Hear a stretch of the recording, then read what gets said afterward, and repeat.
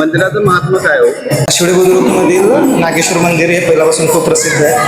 इथं मगदुमांचा गोठा होता असं मानलं जातं पूर्वीच्या काळी. त्यानंतर गोट्यामध्ये खुट्टा रवताना खड्डा काढण्यासाठी ऐदान मारला असता, साधारण रक्त लागलं, मग लोकांना इथं शिवलिंग असल्याचा अंदाज आला. मग तिथं नंतर एक हेमाडपंथी बांधकाम हे खूप मध्ययुगीन काळापर्यंत जातं या मंदिराचं बांधकाम.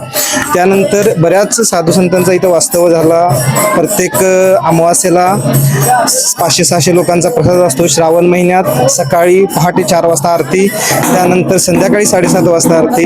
या आरतीसाठी गावातले भागातले पंचक्रोशीतले भरपूर लोक हजर असतात. आज नागपंचमी निमित्त तर मंदिरामध्ये खूप गर्दी असते कंटिन्यू.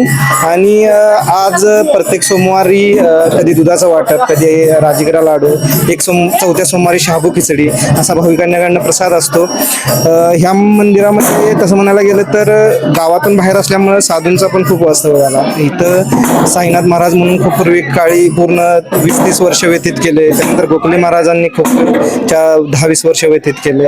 आता पण इथं आतापर्यंत या मंदिराला नाही म्हटलं तर 5-6 साधू संतांचं आयुष्य केलेलं आहे. हा मंदिराचा परिसर अजून सुद्धा पावन आहे. कोणत्याही प्रकारचे इथं मानव वस्ती नसल्यामुळं मंदिरामध्ये आल्यानंतर एक आत्मिक शांती आहे, ती नक्की तुम्हाला लाभेल. एकदा नागेश्वर मंदिरामध्ये येऊन नक्की दर्शन घ्या. लहानपणापासून कायम मी या मंदिराचा पुजारीच आहे, म्हणजे पुजारी माझे वडील आहेत. महाशिवरात्रीला खिरीचा प्रसाद असणं किंवा त्रिपुरारी पौर्णिमेला रात्री जो प्रसाद असतो संध्याकाळी 7 नंतर रात्री 10 वाजेपर्यंत, त्यावेळी चांदण्यामध्ये जो लोक येत असतात ती तर एकदम अविस्मरणीय क्षण असतो. पूर्ण मंदिर दिव्यांच्या प्रकाशामध्ये उजळून निघालेलं असतं आणि गावातनं बाहेर असल्यामुळे जी आत्मिक शांती आहे या मंदिरामध्ये नक्की लाभते. त्यावेळी लोक येऊन दगदगीच्या आयुष्यापासून 5 मिनिटं निवांत वेळ मिळावा म्हणून या मंदिरात येऊन कायम दर्शन घेऊन निवांत जातात.